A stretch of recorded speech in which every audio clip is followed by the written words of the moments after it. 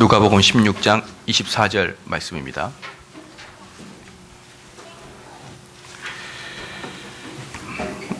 봉독해 올리겠습니다.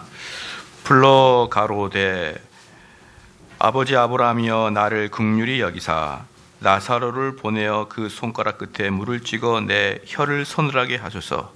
내가 이 불꽃 가운데서 고민하나이다. 아멘. 예, 회개하지 않는 사람들의 비참함이란 제목으로 하나님 말씀 전하겠습니다.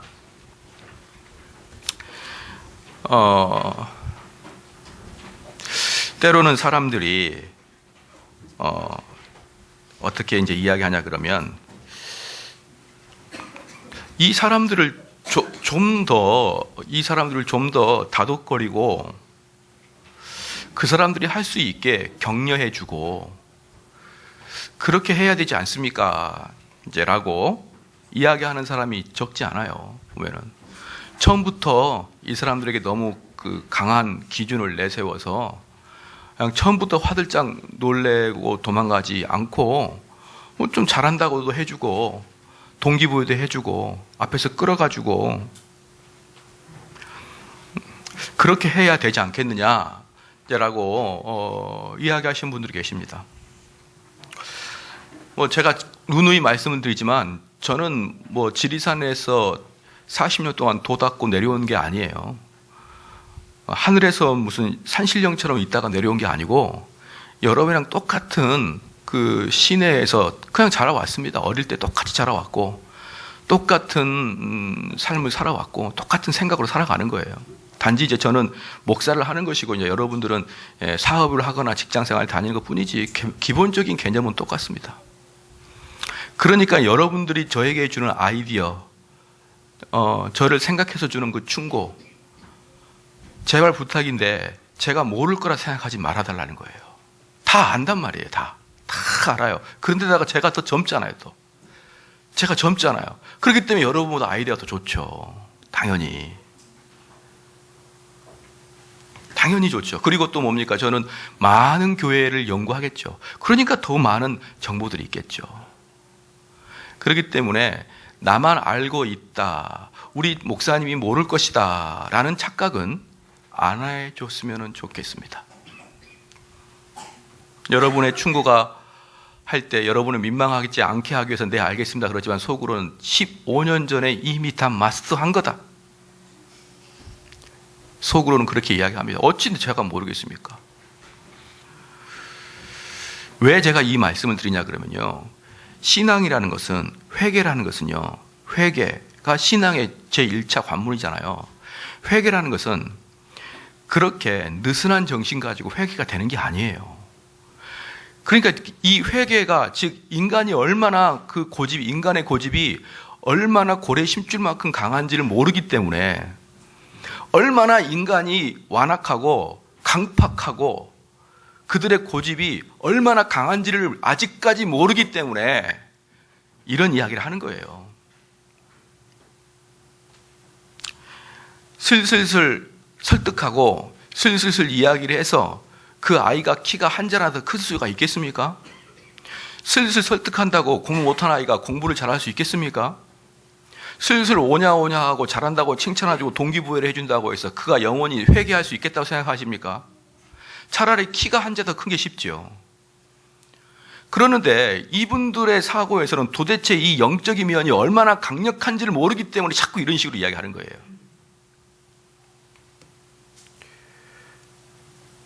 비록 사람들은 이제 제가 쭉 회개하지 않는 자가 어떤 자인가를 쭉 이야기를 했어요. 그러면 자기들이 여전히 회개하지 않는 자에 속해 있다는 것을 깨달았을 수가 있습니다. 아니요, 아마 깨달았을 거예요. 그러나 그 깨달았다고 해서 내가 이 땅에 살아갈 때 감각적인 쾌락을 사랑하고 세상적인 일에 분주하며 욕망과 이 욕정에 애착에 몰두한 나머지 양심의 소리를 듣지 못하고 시간을 보내버리면 묻어버립니다. 그렇게 할수록요, 우리들의 양심에서는 우리를 회개로 돌이키는 것이 점점 어려워지는 거예요. 그래, 여기에서 여러분들이 아무리 회개하지 않았다는 것을 깨달아도 또다시 나가게 되면 분주한 삶을 살게 되잖아요. 더 이상 그 회개의 목소리에 귀를 기울이지 못하도록 분주한 삶을 살기 때문에요, 또다시 여러분 잊어버리고 맙니다. 하물며 우리 교회에서조차도 그렇게 말씀을 강력하게 전한다고 한들 회개하는 자가 잘 나타나지 않은데 보편적인 교회에서 어떤 자가 회개할 수가 있을 것 같습니까? 저는 불가능하다고 생각을 합니다. 저는 불가능하다고 생각을 해요. 얼마 전에도 어떤 분이랑 이야기하는데 제가 지난번에도 말씀드렸을 거예요. 교회에 들어와서 그 사람이 눈물로 회개하고 그 다음에 넘어가려고 해서 그 다음에 제가 멈췄어요. 그 회개하는 게 중요하다. 회개하는 게. 어떻게 회개했으며 무슨 말씀이 그 사람을 회개시켰으며 그 교회에서 회개의 기준이 무엇인가 라고 물어볼 때요. 지금까지 대답해 준 목사가 없습니다. 당신의 교회에서는 회개의 기준이 무엇입니까? 라고 물었을 때 그것을 회개의 기준과 회개하는 자의 모습에 대해서 이야기를 해주질 못합니다. 그런데 어떻게 기준이 없는데 그걸 넘어설 수가 있겠습니까? 아무도 방향 없이 그저 헤매이고 다니는 거예요. 헤매이고 다니는 것입니다. 사랑하는 성도 여러분, 그래서 이 교회에서는 특별히 회개에 대해서는요, 일절의 불쌍함도 여기지 말고 강력하게 끌어가야만, 그래야만 회개자가 나타나기 시작하는 것이죠. 인간이라는 것은 너무나 타락한 존재라서 조금이라도 느슨해지면요, 금방 회개라고 말아요. 그 구멍으로 빠져나가고 맙니다. 그래서 청교도들은 뭐라 하겠냐 그러면 그 사역자들은 그 성도들을 이끌 때 어떻게 끌어야 되느냐, 그 주인이 소를 끌듯이 그 콧등을 팽팽하게 그것을 끌어야 소가 따라온다는 거예요. 그 소가 따라오는 것을 너무나 귀하게 여겨서 조금이라도 그 줄을 느슨하게 해주면 그 소는 당장 다른 데로 간다는 것이죠. 그렇기 때문에 우리는 매주마다 또 일주일에 몇 번씩 오셔가지고 이 말씀을 들으면서 이 영적인 잣대를 팽팽하게 유지시키지 않으면요, 우리 사람들은 금세 나태해지고 타락하고 말아요. 그런데 어떻게 우리 성도들이 목사님 좀 더 유연하게, 좀 더 부드럽게 해주시기를 바랍니다, 이렇게 요구하고 부탁할 수가 있냐 이 말이에요. 그렇게 부탁하는 것은요, 그 자신이 얼마나 영적인 상태가 무지인 것을 저한테 다 들통나는 겁니다. 그냥 저는 아무 말도 안 하게, 여러분들이 그렇다고 해서 저를 너무 어렵게 생각할 필요가 없지만요, 저는 우리 성도에게 강력하게 바라고 싶은 게 뭐냐면 그냥 당분간은 입을 안 여는 게 제일 좋아요. 왜? 입을 열었다 그러면 여러분이 나름대로 목회자에게 충고하고 권면하는 그 내용들은 왜 저에게 권면하고 왜 충고하냐 그러면 여러분의 생각과 제 사역의 방향이 달라 보이기 때문에 권면하는 거예요. 그렇게 된다 그러면요, 우리 성도들은 거의 대부분 상식적인 선에서 또는 구원의 기준도 모르는 그 전 목사님들한테 교육받은 그 기준으로 와가지고 저한테 권면하는 겁니다. 100이면 100 틀리죠. 100이면 100. 여러분의 영적 상태가 다 들통나요. 그러면 차라리 입을 다물고 있는 게 훨씬 좋습니다. 그렇다고 해서 제가 요 근래에 저한테 그렇게 권면한다는 사람이 있다는 게 아니고, 만약에 앞으로도 그렇게 하란 말입니다. 앞으로도 우리 성도들의 마음속에 어떤 게 있냐 그러면 내가 내 식구를 데리고 오려고 그러는데, 내가 내 자녀를 데리고 오려고 그러는데, 내가 내 친구를 데리고 오려고 그러는데 우리 목사님 기준이 너무 강해서 왔다 갔다 도망간 것 같아, 이런 마음이 생기면은 덜커덕 이거 목사님이 좀만 부드럽게 해주면 좋겠는데, 이런 생각이 들긴 들어요. 그렇다고 해서 저도 무대뽀로 우리 처음 온 성도들한테 막 강하게 하진 않아요. 그러나 기본적으로 우리가 알아야 될 게 뭐냐 그러면, 성도들은 느슨하게 해준다고 해서 그래요, 목사에게 좋은 감정을 갖겠죠. 그러나 그 감정 가지고는 절대로 회개의 자리에 들어가지 못합니다. 여러분이 그걸 꼭 알아야 되는 거예요. 그래서 우리가 운동선수, 특별히 보디빌딩 하는 사람들 있죠. 보디빌더들은 어떻습니까? 처음에는 몸이 뚱뚱합니다. 그러다가 그걸 막 몸을 만들어요. 살이 쭉쭉 빠집니다. 근육이 나옵니다. 그런데 마지막에 근육들이 힘들다고 하지 않습니까? 마지막 다 이제 근육 만들고 아주 섬세한 마지막의 근육은요, 시합 나가기 전 일주일 전부터 만드는 근육은 정말 힘든 근육이라고 합니다. 마찬가지예요. 여러분들이 이 교회에서 쭉 생활하는 것은 열심히 하면 살아갈 수 있습니다. 그런데 가장 어려운 게 언제냐 그러면 마지막 참된 회개에 들어가기 직전이 가장 어려운 거예요, 여러분. 참된 회개에 들어가기 직전이 가장 어렵습니다. 그때는 여러분들께서 권면을 받고 칭찬받는 게 아니라 더욱더 죄에 대한 의식이 눌려 있어야만 그 수준을 넘어가면서 참된 회개가 터지는 거예요. 그러니까 이게 목회에서 가장 어려운 게 무엇이냐 그러면요, 그 사람이 점차적으로 참된 회개에 들어가게 되면 누가 봐도 그 사람은 가장 그 교회에서 경건한 모습이 됩니다. 그 사람은 회개도 하기 전부터 그들은 회개의 전 단계에 들어가 있기 때문에 그 사람의 모습은 가장 경건한 모습이 돼요. 그 사람의 모습은 죄 때문에 가장 고달파합니다. 그 사람은 죄 때문에 고달파고 눈물 흘립니다. 목사님, 나에게 왜 이렇게 죄가 강할까요? 이렇게 이야기하는 것이죠. 그럴 때 목회자들 마음속에는 괜찮다라고 이야기하고 싶은 충동이 든단 말이에요. 너 정도 하면 상당히 좋은 것이다라고 이야기하고 싶은 생각이 드는 거예요. 바로 그 순간에 그 사람은 회개의 길에서 꺾어버리고 마는 것입니다. 그런데 그렇게 버젓이 우리 육신의 눈으로는 열심히 하고 있고, 육신의 눈으로는 남들 누구보다도 열심히 경건의 생활을 추구하는 그 사람에게도 조차도 너에게 죄가 얼마나 많은지를 깨달아야 된다고 말하는 목회자의 마음은 얼마나 어려운 줄 아십니까? 바로 그럴 때 사역자들이 함부로 성도들한테 당신 정도면 구원을 받은 사람인 것 같습니다. 당신 정도면 구원을 받았지요. 이런 식의 이야기를 하거나 이런 식의 암시를 주는 것은요, 여러분, 한 인간을 완전히 나락으로 떨어뜨리고 말아요. 결코 그것이 그 사람을 위한 게 아닙니다. 결코 그게 회개를 이루려고 하는 사람들을 위하는 게 아니라, 어떻습니까? 야곱이 야복강에서 야곱이 야복강에서 그 하나님의 사자와 씨름하지 않습니까? 그때 하나님이 그 야곱을 어떻게 했습니까? 여기를 치셨죠. 그 쳤다라는 그 원어의 뜻은 뭐냐 그러면요, 중심을 놓치게 하였다. 즉 사람들이 걸어가다가 뭡니까, 그 얼음밭에 발라당 넘어지기 직전에 중심이 흔들렸다, 이런 뜻이에요. 그게 무슨 말이냐면, 그 사람이 똑바로 일어서 있어야 되는데, 그래서 하나님의 일을 잘 감당해야 되는데, 사역자가 툭 쳐가지고 그 일을 끝판에 막판에 못하도록 만들어버리는, 중심이 흔들려버리기 마련은, 내가 지금 구원의 문을 들어가려고 그러는데 구원의 문의 직전에서 나를 흔들어버리는 그러한 일이, 성도들을 위로하고 성도들을 그래 이 정도면 괜찮다라고 이야기해주는 그 사람이 그 일을 하고 있는 거예요. 여러분, 우린 잘 알아야 됩니다. 우리는 때로때로 우리의 이 사람들에 대한 권면이 아니고 사람들에 대한 위로, 그들에 대한 소망, 당연히 소망을 줘야죠. 너가 회개하게 되면은 예수 그리스도 너를 구원하실 것이라 당연히 소망을 줘야죠. 근데 그 소망이 아니라 너 정도면 됐어, 너 정도가 구원받지 않으면 누가 받았겠니? 이러한 거짓된 위로와 소망을 주는 것은요, 그 당사자를 큰 공고함에 빠지게 한다는 것을 여러분 분명히 아시기를 주의 이름으로 축원합니다. 여러분, 소망은 여러분 스스로 받는 거예요. 제가 지난주에도 말씀을 드렸지만 하나님께서 우리에게 분명히 구원에 대한 기준을 제시했습니다. 성경에 보면, 제가 지난주에도 계속 구원에 대한 기준을 선포했어요. 그 기준에 여러분이 다다르기 시작하면, 그 이전에는 그러한 것들이 하나도 없었습니다. 그 이전에는 내가 하나님의 일을 하는 데 있어서 의무적이요 형식적으로 했습니다. 그런데 어느 순간부터 하나님 말씀이 너무 기쁘고 하나님께 기도하는 게 너무나 기뻐졌어요.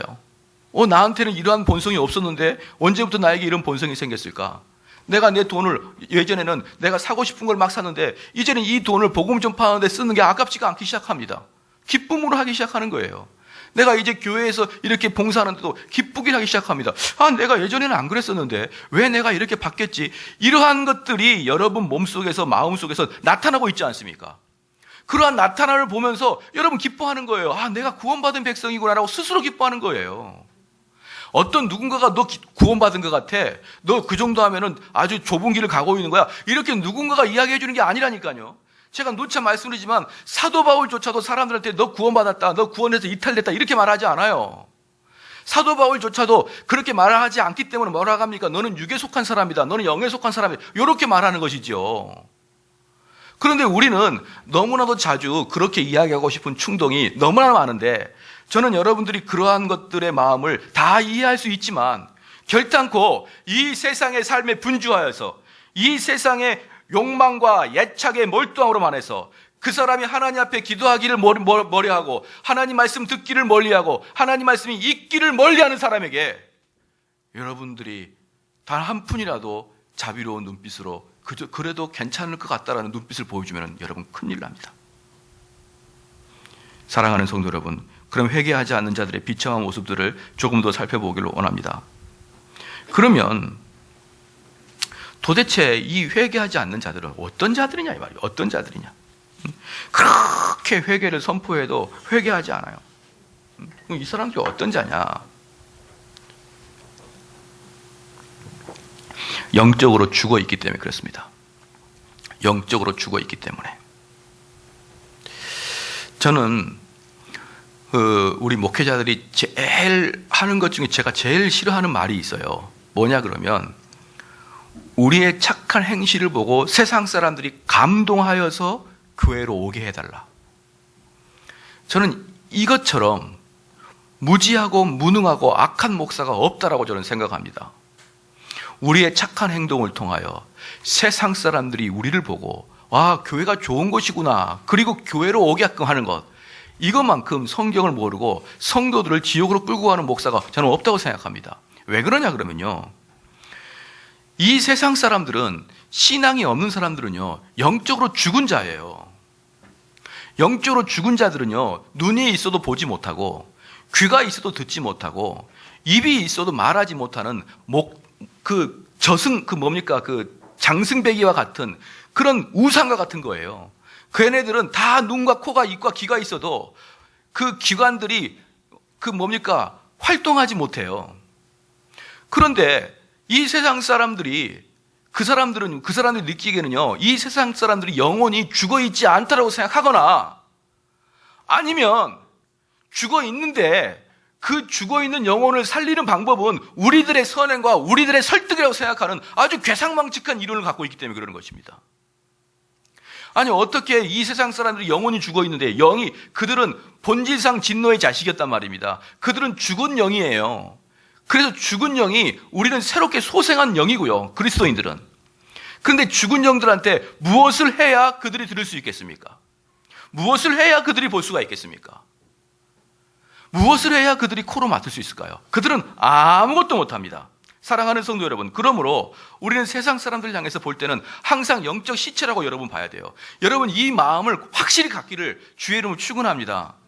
영적 시체를 설득하려고도 들지 말고, 영적 시체한테 잘 보이려고 들지 마시기를 바랍니다. 시체한테 잘 보여서 뭐 하려고 그러십니까?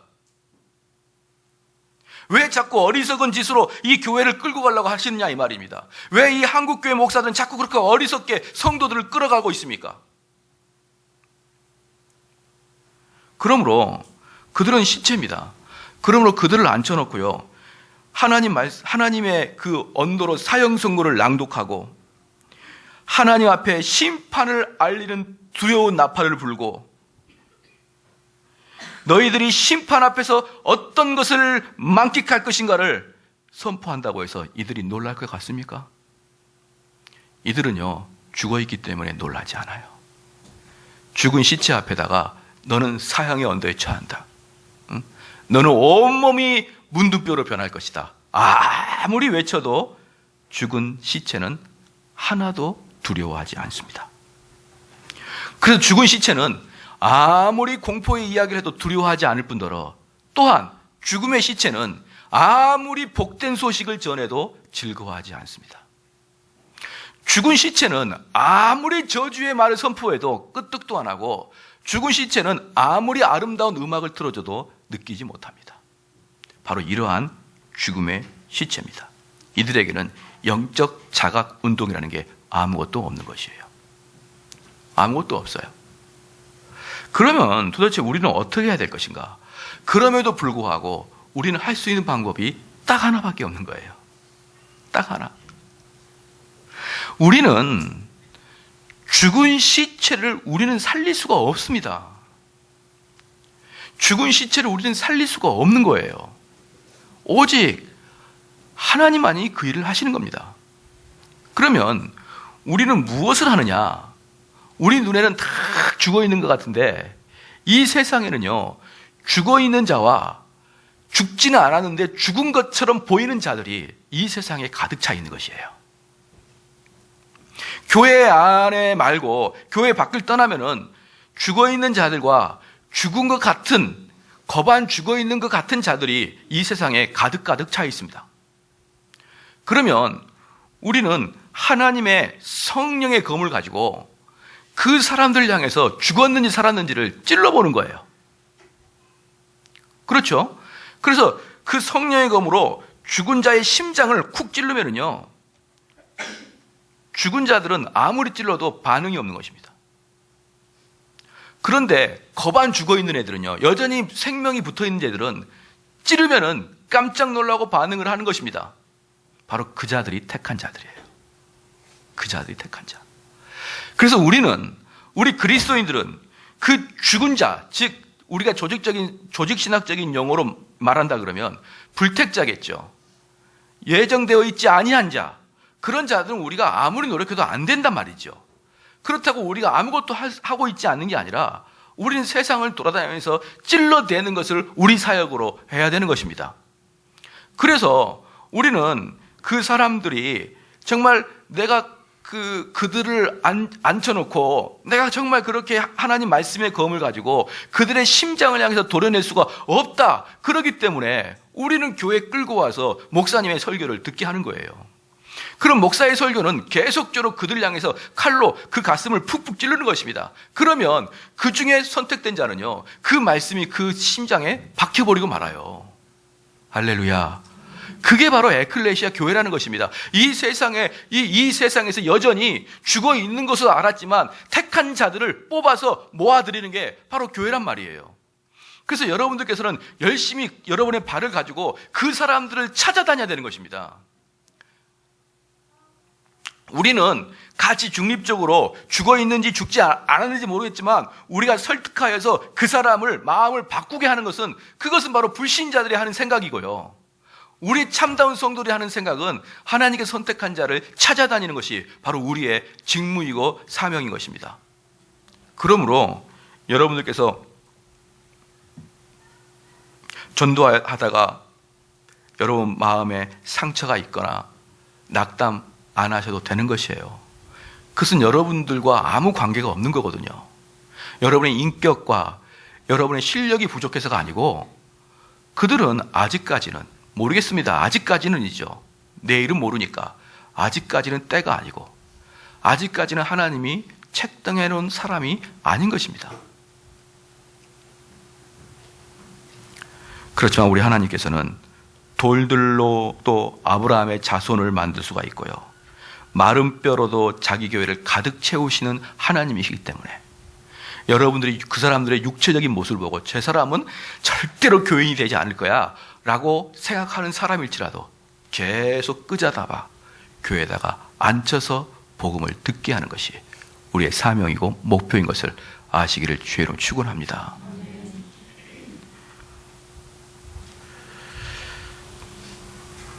죽은 아들을 껴안고 엘리사에게 달려갔던 수넴 여자가 자기 아들을 살린 것처럼 죽어있는 영혼인 것 같은 우리 성도들 하나하나를 껴안고 하나님께 탄원하는 자는 목회자의 직무입니다. 우리 교회 성도들 중에 여전히 회심의 또는 회개의 열매가 맺어져 있지 않는 사람을 눈물로써 하나님께 간구하고 그 사람을 살려달라고 하는 기도가 목회자의 기도예요. 그것을 목양 기도라고 그렇게 이야기합니다.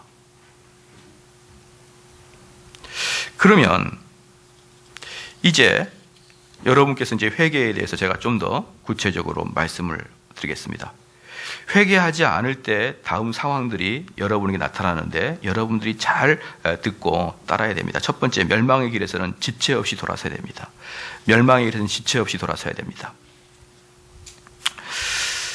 우리 하나님께서는요, 왕이시기 때문에 지금은 우리나라가 상권이 분립되어 있지만 하나님은 왕이시기 때문에 하나님에게 3권이 다 들어가 있습니다.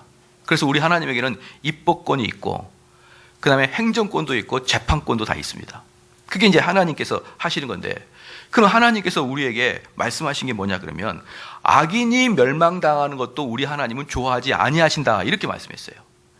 우리 하나님께서 하시는 일이 뭐냐면 법을 정해놓고 이 법을 정한 자들은 이 백성들이 이 법을 꼭 지켜주기를 간절히 원합니다. 그래서 법을 정한 다음에 이 법을 지켜라. 이 법을 지키지 아니하면 너희들 모두는 사형을 당할 것이다 라고 입법자가 그렇게 말씀했습니다. 그런데 그렇게 말을 했음에도 불구하고 많은 사람들이 그 입법자의 법을 지키지 않고 이제 많은 사람들이 나쁜 일을 해서 감옥에 들어가 있는 거예요.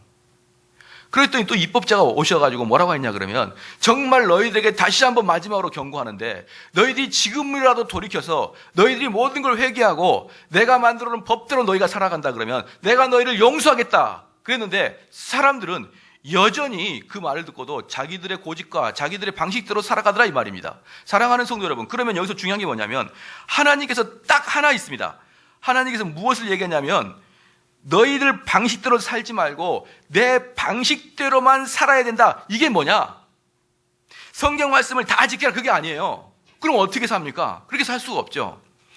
너희들 방식대로 살지 말고 내가 정해준 방식대로만 살아라. 그러면 내가 너희들을 용서할 것이고 내가 너희들을 구원으로 이끌 것이다 라고 했던 하나님께서 원하신 방식은 뭐냐? 회개하고 구원의 길로 돌아서라 이 말이에요. 그겁니다. 그거. 다른 거 없어요. 이 성경 탁 고르면 결국 뭐냐? 회개하고 구원의 도를 너희가 들어와서 살아라. 요거 여러분 어렵지 않죠? 요거 하나 너희가 지금 회개하지 아니하면 너희는 다 죽는다. 우리 주님이 분명히 말씀했습니다. 그래서요, 저는 저희 교인들이 정말 정말 참된 회개를 하면은 우리가 이 교회에서 여러분에게 제공할 것 모든 것은 다 끝이라고 생각합니다. 그건 알파요 오메가라고 생각합니다.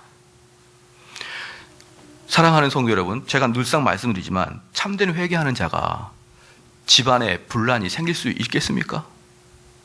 참된 회개하는 아들이 부모 말씀을 안 듣고 어긋어긋하게 부모에게 대항할 수가 있겠습니까? 참된 회개한 남편이 아내를 구타할 수가 있겠습니까? 참된 회개한 아내가 그 집안을 경영을 못하고 낭비가 심해가지고 그 집안이 넘어지도록 할 수가 있겠습니까? 어떻게 회개하는 자들이 그러한 삶을 살 수가 있겠습니까? 회개하는 자가 그 돈을 허풍남풍하면서 자기가 다 사치하는데 다 써버리고 아무것도 모아놓지 않는 그런 아주 악한 그런 아내가 될 수가 있겠냐 이 말이에요. 회개하는 남자가 밤새도록 술을 먹고 술을 몸을 못 가내서 흐느끼는 그러한 삶을 살 수가 있겠냐 이 말입니다. 사랑하는 성도 여러분, 회개하면 이 모든 것들은 하지 않게 되게 되어 있습니다. 그러면 가정이 왜 어려워지겠습니까? 그러면 목사님, 회개하는 자, 그리스도인들은 이 땅에서 어떻게 살아야 될까요? 이걸 물을 필요가 아무것도 없는 거예요. 회개하는 자들은 그렇게 살지 아니하니까. 그런데 많은 사람들이 목사님, 나는 회개는 했는데 이제 이 땅에서 어떻게 사는 걸 좀 가르쳐 주십시오 라는 분에게 제가 정말 물어볼게요. 정말 회개한 거 맞냐고요, 그 사람. 회개한 사람은 성경에 다 나와 있습니다. 어떻게 살라고. 그리고 그 삶을 살고자 열정적으로 달려가는 사람이 회개하는 삶의 모습인 것이에요. 우리 하나님께서는 그렇게 입법을 내고 하셨습니다. 내가 이런 법을 만들어 놨다. 이 법을 너희가 따르면 너희들은 살 것이고 이제라도 이 법을 너희가 믿고 따라오면 너희들이 살 것이고 이 법을 어기는 자는 영원한 죽음으로 갈 것이다 라고 우리 하나님께서 우리에게 말씀해 주셨는데 바로 그 길이 회개하는 것입니다. 할렐루야. 우리 주님을 믿는다. 그렇게 너무 광범위하게 생각하지 마십시오. 그러면 아무것도 못합니다. 너는 어떤 스타일의 여자를 좋아하니? 모든 치마를 입으면 다 좋아한다. 이건 그래서 치마 입으면 갖다 주면 싫어 막 이래요. 하나님을 믿고 따르고 이렇게 이야기하면 너무 광범위합니다. 그러므로 아무것도 안 하는 거예요. 사랑하는 성도 여러분, 그럼 무엇을 한다고요? 회개한다고.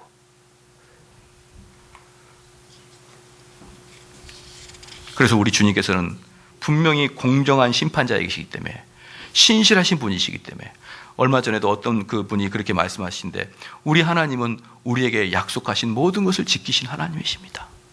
여러분이 그 하나님 믿으시고 힘을 내고 살아가시기 바랍니다. 그렇게 설교를 끝내는데 제가 한마디 하고 싶었어요.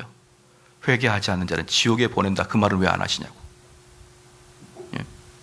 하나님이 약속하신 거 확실한 것은 회개하지 않는 자는 영원히 꺼지지 않고 벌레도 죽지 아니하는 그 지옥에 보낸다고 분명히 말씀했는데, 왜 그 이야기는 쑥 빼버리고 좋은 이야기만 하나님이 우리를 잘되게 해주시기로 약속하셨으니 그 약속 붙들고 한 주간도 힘차게 살아가시기 바랍니다.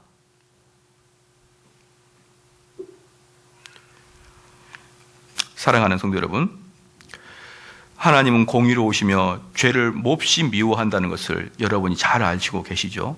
그래서 마태복음 13장 14절, 마태복음 7장 13절 14절을 보면요, 그 길은 협착하여 좁은 길로 가서 가는 자가 찾는 자가 적다, 이렇게 말씀하고 있습니다.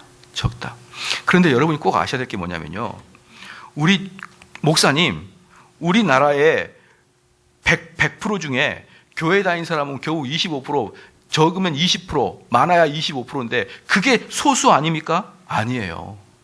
우리 주님이 말씀하셨을 때는 항상 우리 주님의 말씀을 듣고자 따르는 무리에게 말씀했습니다. 뭐라고요? 여기서 청함받은 자는 많으나 택함받은 자는 적을 것이라고. 그러면 지금 여기서도 제가 여러분에게 말씀드리고 싶은 건 뭐냐면, 이 세상 사람들은 성경에는 관심이 없습니다. 이 세상 사람들에게 관심이 없어요. 여기에 있는 사람에게 관심이 있는 거예요. 여기 있는 사람들 중에서도 그 길을 가는 자는 적을 것이란 말이에요.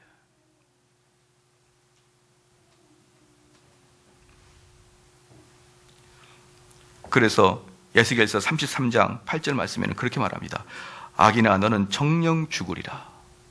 악인아 너는 정령 죽으리라. 회개하지 않는 자들은 지옥에 빠질 것입니다. 회개하지 않는 자들이 우리 구원을 소망하고 내가 주님 따라 살다가 행복하게 이 생을 마감하고 싶어요, 그런 소망이 있을지라도 참된 회개하지 않는 자들은 여러분 절대로 그걸 맛보지 못하는 것입니다. 제가 여러분들에게 정말 이렇게 말씀을 드리면 좀 낯이 간지러울 수가 있는데, 그런데 하나님이 우리에게 은혜를 주실 때 어떤 은혜를 주시느냐, 하나님이 우리 백성들한테 저주를 하실 때하고 은혜를 주실 때는 딱 두 가지로 합니다. 두 가지 방편으로 나타나요. 한 가지인데, 하나님이 우리에게 은혜를 주실 때는 참된 말씀의 사역자를 보내주시고, 하나님이 우리의 은혜를 가져가실 때는 거짓된 사역자를 갖다 둡니다. 그게 하나님께서 이스라엘 백성들에게 하신 가장 두려운 심판이었어요. 가장 두려운 심판이었습니다. 그러면 그 참된 그 사역자는 어떻게 하느냐? 하나님께서 하나님 당신 앞에 복음 사역자를 보내주시겠죠. 그러면은 그 복음 사역자는 하나님이 오시기 전에 그 사역자로서 나타나시니까 하는 일이 뭐냐? 성도들을 회개시키는 사역을 할 것입니다. 왜? 그 사역자는 이제 하나님이 오실 때 이 백성들을 만나게 해야 되는데, 하나님과 이 백성이 만나기 전에 사역자가 해야 될 일이 무엇일까요? 회개를 시키는 것이에요. 하나님의 은혜를 받으라고 선포하고, 그 은혜를 받기 위해서 너희가 회개해야 될 것이라고, 여러분 그 참다운 사역자는 그렇게 선포할 것입니다.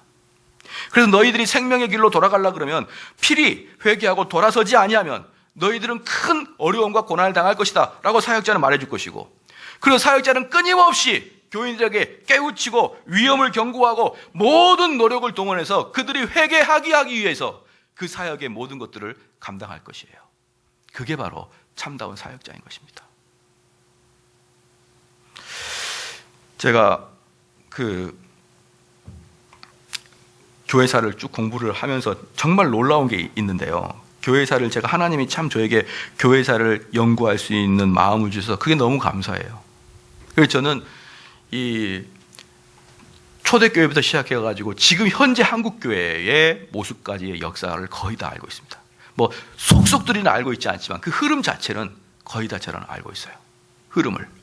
그 흐름만 알면은 됩니다. 뭐 구체적인 사안까지는 뭐 알 필요 없지 않습니까? 그런데 최근에 교회사에서 최근이라 그러면 19세기를 말합니다. 최근에 이제 어떤 일들이 발생을 하냐 그러면 19세기는 1800년도를 이야기하는데 미국에 찰스 핀이라는 사람이 나타나요. 찰스 핀이라는 사람이. 그래서 찰스 핀이가 나타나가지고 그 찰스 핀이의 마음 속에서는 더 이상 회개를 촉구하는 사역을 하지 않고요. 찰스 핀이는 무슨 사역을 하냐 그러면 부흥 사역을 합니다. 부흥회를.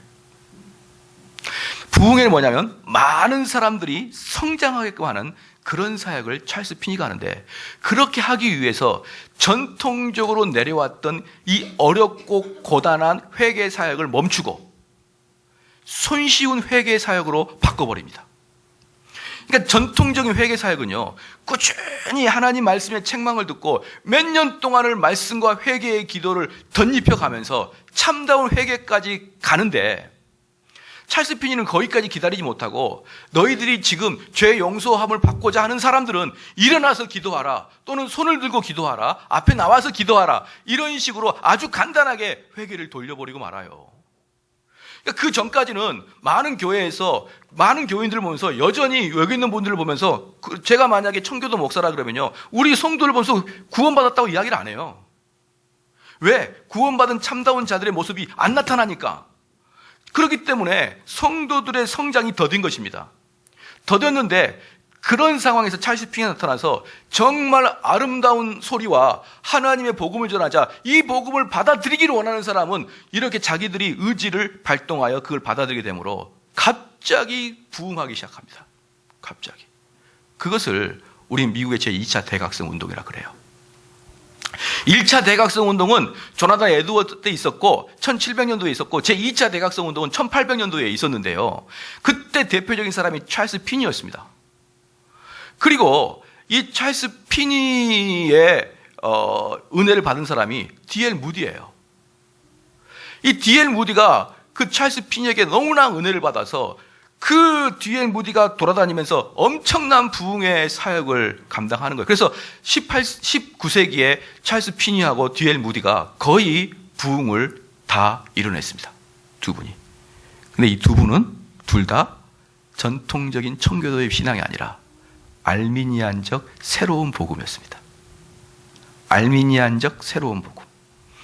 그런데 그 D.L. 무디가 전도 집회할 때 그때 은혜 받았던 젊은 신학생들 대부분이 뭐 그러지 않습니까? 만약에 우리나라에 지금 A라는 목사님이 한참 유행한다 그러면은 우리가 신대원 다닐 때, 우리가 젊은 목사일 때는 전병호 목사가 전체 유행했거든요. 그래서 많은 목사들이 전병호 목사를 따라 했었어요, 그때. 그리고 우리 아버님 시대 때는 조용기 목사였기 때문에 많은 목사들이 설교할 때도 주 예수 그리스도께서 말씀하시길 이래서 혀 짧은 소리까지 냈었어요. 그렇기 때문에 그 시대에 어떠한 목회자가 정말 많은 사람에게 영향을 끼치면요, 젊은 목사들은 그 목사를 닮으려고 예달파합니다. 그런데 찰스 핀이나 D.L. 무디를 닮고자 하는 사람들이 그때 1800년 중반 후반 때 엄청나게 많이 늘어났었습니다. 엄청나게 많이 미국에.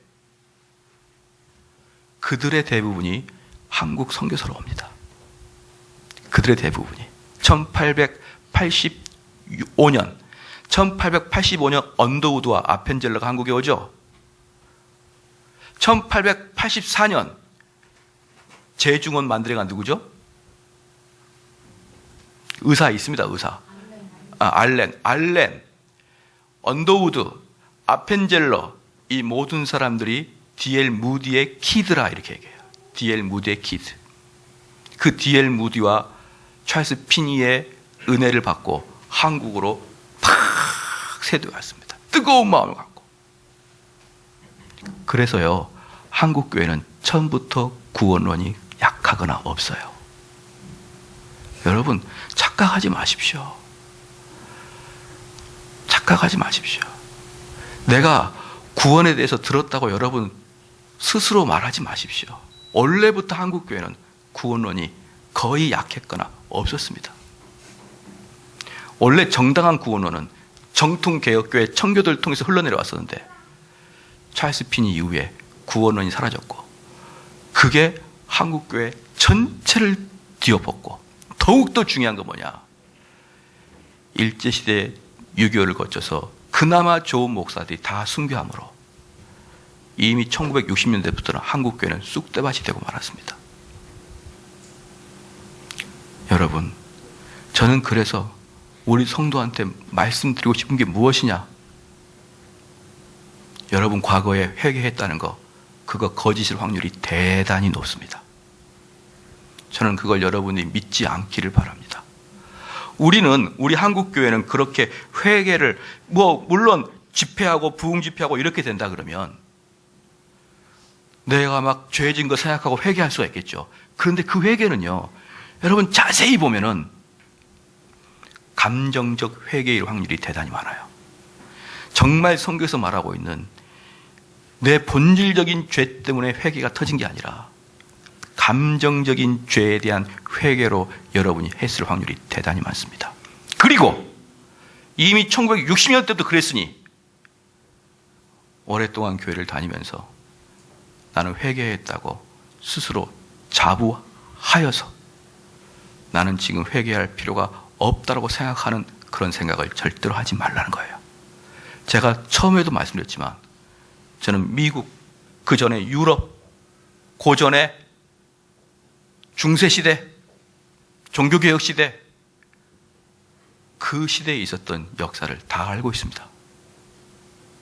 그런데 마지막에 18세기가 들어서면서부터 19세기가 들어서면서 유럽의 완전히 자유주의, 그리고 이것에 반동해서 미국의 알미니안주의, 이 혼합들이 여러분 한국교회 오신 거 알고 있습니까? 그래서 많은 경우에 한국교회가 건강하다고 하는데 여러분 직접 물어보세요. 직접 어떤 분들을 붙잡고 한번 물어보십시오. 구원의 기준과 구원의 커트라인이 어디입니까? 라고 물어보세요. 그러면 제가 누굽니까? 한국교회에서 이미 신대원을 나왔고, 제가 신대원을도 한두 개 나온 것도 아니에요. 공부를 한두 개 한 것도 아닙니다. 어떤 곳에서도 구원의 기준을 가르쳐주는 학교가 없어요. 그냥 오면은, 야, 누가복음 1장부터 쭉 공부하는 거예요. 예컨대. 누가 오면은 그냥 바빙크에 신학 서적을 공부하는 거예요. 구원의 기준, 이런 거 공부해 본 적이 없습니다. 단 한 번도 공부해 본 적이 없어요. 우리 성도들이 맨날 저한테 이야기합니다. 목사님, 그런 거, 목사님이 가르쳐 준 거 신학교에서 안 배웁니까? 안 배운다니까요. 여러분 신학교를 가보고 신학생한테 물어보십시오. 안 배워요, 구원의 기준 같은 거. 그럼 구원을 이끌 때 어떻게 이끌어갈 것인가? 구원을 목회자가 어떻게 이끌어갈 것인가? 이런 거 배우지를 않습니다. 왜? 우리는 찰스 피니의 후손들이기 때문에 그러는 거예요. 저는 우리가 회개를 해야 되고, 더 나아가서 우리 한국교회가 이러면 절대 안 됩니다. 이건요, 안 돼요. 여러분, 한국교회를 생각하면 너무나 저는 깜짝 놀래요. 너무나 깜짝 놀래고, 제가 제 카톡에 있는 모든 친구 목사들한테 다 카톡을 보낼 거예요. 구원의 기준이 뭐냐고. 아마 거의 답 안 할 겁니다. 여러분 두렵지 않습니까? 내가 신앙생활 몇 년 했다고요? 여러분 이거 아무것도 아니에요. 여러분 정말 구원 안 배웠다니까요. 제가 알아요. 제가 구원받는 거 안 배웠었어요. 한국교회에서. 그런 게 한국교회 역사에 들어오지 않았었습니다. 우리 한국에. 그러니 제가 누차 말씀을 드려요. 다 내려놓고 진짜 아이와 같이 하나님께 매달려야 된다고. 지금 우리에게 그게 필요한 것이지 다른 게 필요한 게 아닙니다. 그래서 여러분들께서 이 시간에 우리가 좀 기도할 것은, 먼저 우리가 한국교회에서 좀 기도를 해야 될 것 같아요. 한국교회에서 좀 기도하시고, 정말 이 상태는 안 된다. 이 상태는 안 되고 하나님께 여러분이 마음을 보여달라고 기도하십시오. 내 마음에 도대체 하나님께서 원하시는 길을 가고자 하는 마음이 있느냐? 내 마음속에 있는 그 죄를 사모하면서 참고 있잖아요. 근데 여전히 사모해요. 이건 회개가 아니에요. 정말 여러분들이 하나님 앞에 이 죄악이 미워지도록까지 해달라고 여러분이 기도해야 됩니다. 우리는 참고 있는 게 우리의 덕목이 아니에요. 우리는 이것을 하나님이 미워해 줄 때까지 우리가 하나님께 매달리고 기도해야 됩니다. 그리고 동일하게 우리가 자신을 봤을 때 얼마나 가증스럽습니까? 그렇죠? 그래서 우리는 속은 이미 시커매 있는데 겉으로는 겸손한 척 하지 않습니까? 이게 바로 회칠한 무덤이고 이게 바로 바리새인의 모습이 아니겠습니까? 그러한 모습이 우리에게 얼마나 나타납니까? 기도하시고요. 그 다음에 두 번째, 한국교회를 위해서 기도해야 됩니다. 한국교회는 이 상태로 가다가는요, 완전히 뿌리채 뽑혀버리고 말 것이에요. 한국교회에 정말 구원의 도가 선포되게 해달라고 또 하나 강력하게 기도한 것은 우리 교회를 위해서 또 기도해야 됩니다. 우리 위해서 왜 기도해야 되느냐? 여러분들이 지금 만약에 어떤 교회가 개혁교회다라고 하면서 제가 한번 여러분들이 유명한 개혁교회를 한번 들어가서 설교를 듣거나 아니면 그 교회를 한번 탐방을 해보세요. 그러면 제목은 간파는 개혁교회인데 그렇게 구원에 대한 회개에 대한 촉구가 많지가 않아요. 저는 상당히 그게 싫습니다. 그냥 개혁교회 가게 되면 공부만 해요. 공부만. 그게 신칼빈주의, 즉 찰스 핀이랑 다를 게 뭐가 있나요? 그게 그냥 공부만 합니다. 공부만. 정말 회개의 촉구와 중생과 거듭남의 촉구를 하는 게 아니라 공부만 해요. 저희 교회가 부흥돼야 되고 저희 교회가 영원히 소생되는 소문이 나야 되는 이유는 저희 교회가 부흥의 폭발을 이뤄야 한국교회가 저희 교회를 주목하기 시작할 거예요. 한국교회가 저희 교회를 주목하지 않으면 지금 저러분과 여러분처럼 맨투맨으로 전도해 보십시오. 몇 명이나 할 것 같은지. 맨투맨으로 전도하면요, 여러분 안 좋은 이유가 뭐냐면 그 사람이 교회 가면 그 교회 깨져요. 여러분이 누군가를 전도해 보십시오.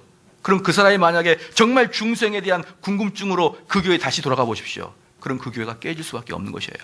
그렇기 때문에 누가 관심을 가져야 됩니까? 목회자가 관심을 가져야 돼요. 목회자가 관심을 가지려면 어떻게 됩니까? 이 삼송제일교가 건강하게 영적 부흥이 일어나고 여기서 거듭난 자가 나타나기 시작한다는 소문이 나타나야 돼요. 세 가지를 놓고 우리가 20분 동안 기도할 텐데요. 여러분 자신의 내면을 살펴보십시오. 내면을 살펴보고 여러분이 어떠한 악한 자인지 어떠한 죄를 감추고 있는지 살펴보시고요. 한국교회를 위해서 기도하십시오. 구원의 도가 널리 전파가 되는 한국교회 되게 해달라 기도하시고 저희 교회가 생명이 살아나는 영적 대각성이 일어나는 그런 교회가 되게 하여 주시옵소서. 30분 동안 기도하시고 20분 동안 기도합니다.